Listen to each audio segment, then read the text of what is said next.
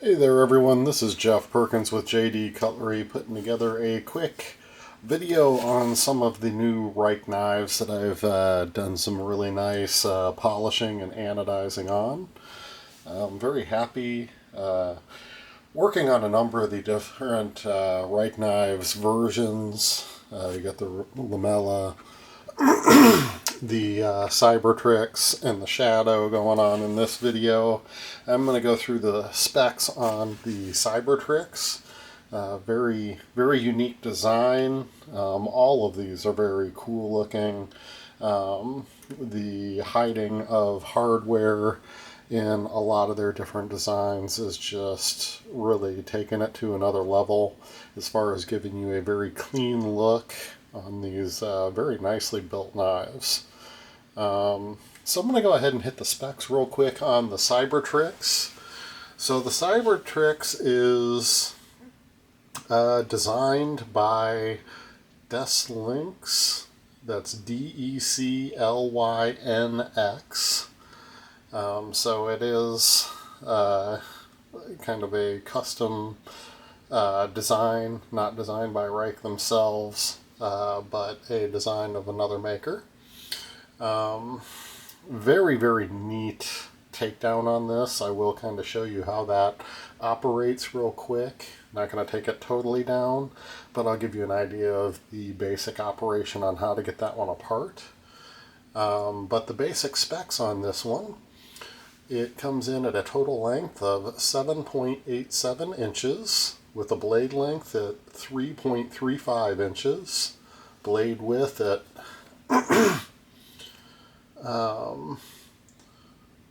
oh shoot, I don't have the measurement on the blade width. Actually, yes, blade width 1.02 inch, blade thickness at 0.15 inch. These do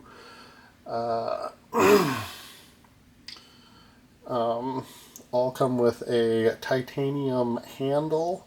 Now the Cybertrix actually has what they're calling Forever Steel as an inner liner and the liner lock on it, so it's not truly a frame lock. It is more of a liner lock. They do come, of course, from Rike with a bead blast handle, which of course we've changed all out. The handle length on it is 4.35 inches.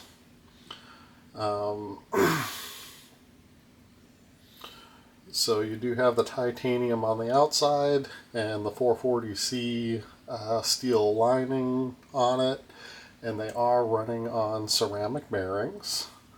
They do have a little bit of variation in the weight on these. Of course, handles are all the same, you just have 3 different cuts on the blade.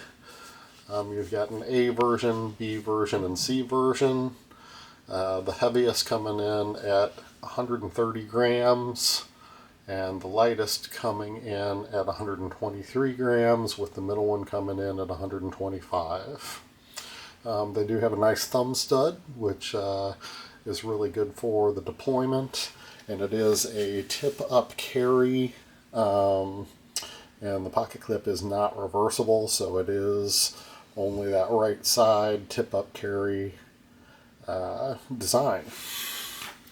So as you take a quick look at these, as I said, you've got kind of an overlay shell that titanium liner sits inside of, and there's that steel liner sits inside of. It is on both sides of the handle. And then you have the back spacer up here that locks into the blade, but you do have the liner lock. Comes in really centered in nicely, and considering there's not a bunch of screws in these holding them all together, there are still a number of screws, but they're not visible, and as it disassembles, it looks very different.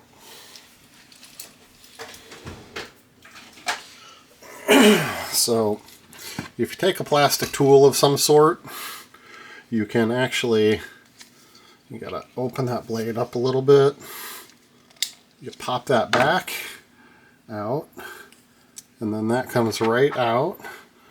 You can see how that's designed. It's got these little tiny cuts in the end, which allows it to flex just a little bit to let you pop it out, and then it hooks in up here on these two divots inside the handle.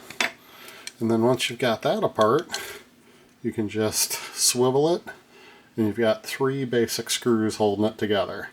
This is the screw that it kind of locks in with that back piece on, and then there is a screw underneath this liner that holds the pocket clip. So I called it Forever Steel because, of course, it says Forever Steel right there.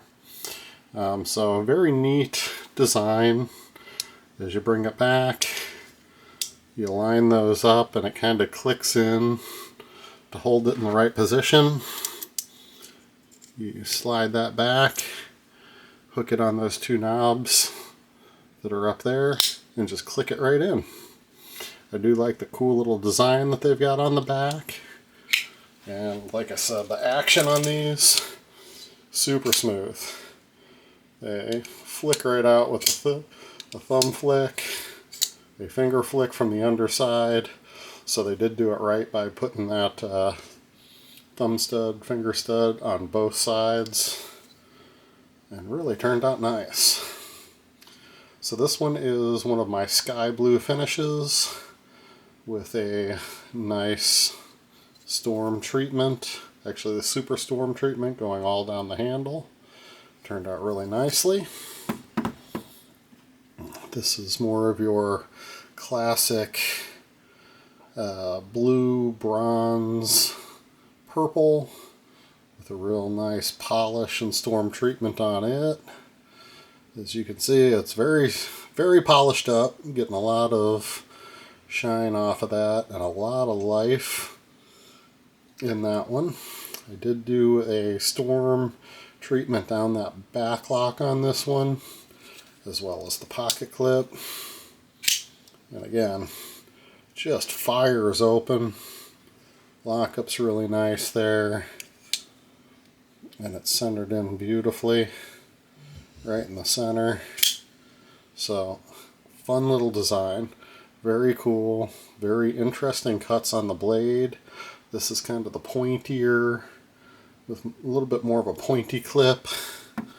This one's kind of wedged down a little bit there.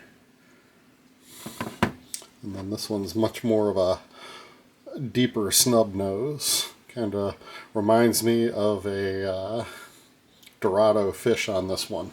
Got the coloring of the Dorado fish and kind of the nose of a Dorado fish. So that was definitely what I was going for as I was working on this one. I wanted that nice green teal background with a really nice storm treatment. And then I bronzed out the pocket clip and the back spacer, kind of fingerprinting it up just so you see what it looks like when it's fingerprinted, because it's inevitable when you go with those solid colors. They fingerprint a lot more than your storm treatments.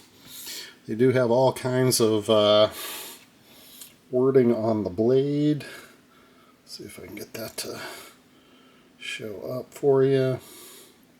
So definitely some branding on the blade. Nothing on the other side. But again, flicks out really nicely. Just a really cool design.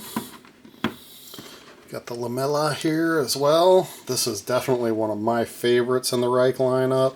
I love that Persian upswept blade. Got the nice thumb stud. You got an outer shell here that unlocks and slides up to take this one apart. And I went with a nice light blue on the liners, or the frame of it, and then a storm sky blue on the top. This one is just a killer. I love the way this one operates. That thumb stud flicks it nicely. Got the cutout for a finger flick on the bottom, and of course you've got a nice flipper tab as well. So just a really fun design. Like I said, that's definitely my favorite in the Rike knives lineup.